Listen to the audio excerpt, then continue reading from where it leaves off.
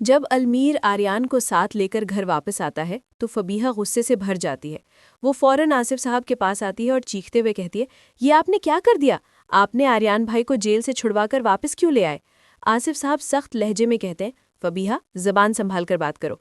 तुम्हारा झूठ अब सबके सामने आ चुका है। महक के बच्चे को नुकसान पहुंचाने की कोशिश तुमने ही की थी और अब मजलूम बनने का ड्रामा कर रही हो। मेरे बेटे को जेल की सलाखों के पीछे भिजवाने वाली भी तुम ही हो। ये सुनकर फबीहा और भड़क जाती है और गुस्से में कहती है, अंकल आप तो चुप ही रहें। मुझे अच्छी तरह मालूम है कि इस घर में आपकी क्या हैसियत है। ये सुनते ही अलमीर का सब्र टूट जाता है। वो गुस्से से चीखता है, फबीहा, अगर तुमने एक बार भी अब्बू से बदतमीजी की तो मैं तुम्हें तलाक दे दूंगा। ये अल्फाज सुनकर फबीहा के पैरों तले से ज़मीन निकल जाती है। उसने कभी सोचा भी नहीं था कि अलमीर इस हद तक चला जाएगा। कुछ लम्हों बाद वो गुस्से में कहती है, तुम मुझे क्या तलाक दोगे? मैं खुद ये घर छोड़कर जा रही हूँ। फबीहा फ़ौरन कमरे में जाती है और सामान पैक करने लगती है। वो एक लम्हे के लिए अपने बेटे अरहम को उठाने लगती है, मगर फिर उसे वहीं छोड़कर घर से निकल जाती है। जब अलमीर कमरे में आता है और अरहम को रोता हुआ देखता है तो उसका दिल टूट जाता है। वो बच्चे को चुप करवाने की कोशिश करता है, मगर अरहम मुसलसल रोता रहता है। इसी वक्त ईमान कमरे में दाखिल होती है और पूछती है, अलमीर क्या हुआ? अरहम इतना ज़्यादा क्यों रो रहा है?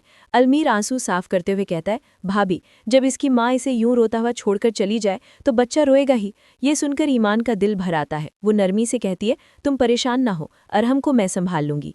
ईमान अरहम को लेकर अपने कमरे में चली जाती है। थोड़ी देर बाद शाहवीर कमरे में आता है। अरहम को ईमान के साथ देखकर हैरान हो जाता है और पूछता है, अरहम यहाँ क्यों है? क्या फबीहा इसे अपने साथ नहीं लेकर गई? ईमान अफसोस से कहती है, नहीं शाहवीर, फबीहा के दिल से तो जैसे ममता ही खत्म हो चुकी है। वो अपने रोते हुए बच्चे को छोड़कर चली गई। शाहवीर तलखी से कहता है, तुम इस बच्चे को क्यों संभाल रही हो जिसकी माँ ने हमारे घर को बर्बाद कर दिया? ईमान आहिस्तगी से जवाब देती है, शाहवीर, ये एक मासूम बच्चा है। इसे क्या खबर कि बड़े लोग क्या साजिशें कर रहे हैं। माँ ने जो जुल्म किया उसकी सज़ा ये नन्ही जान क्यों भुगते? मैं इसे यूं रोता हुआ छोड़ नहीं सकती थी।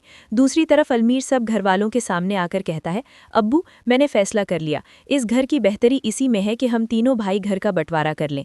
अलग अलग पोर्शन में रहेंगे तो शायद सुकून रहे, वरना ये लड़ाइयाँ खत्म नहीं होंगी। ये सुनकर आसिफ साहब का दिल टूट जाता है। नम आंखों से कहते हैं, अलमीर बेटा, ये तुम क्या कह रहे हो? मैं और तुम्हारी माँ ने हमेशा चाहा कि तुम सब एक साथ रहो। अलमीर साफ लहजे में जवाब देता है, अब्बू, अगर हम इकट्ठे रहे तो गलत फहमियाँ बढ़ती रहेंगी। मैं मजीद लड़ाइयाँ नहीं चाहता और फबीहा भी वापस नहीं आएगी। उसकी शर्त यही है कि जब तक सब अलग नहीं होंगे वो इस घर में कदम नहीं रखेगी। अब सवाल ये है, क्या एक बार फिर फबीहा की शर्त मानी जाएगी या इस बार खानदान कोई मजबूत फैसला करेगा?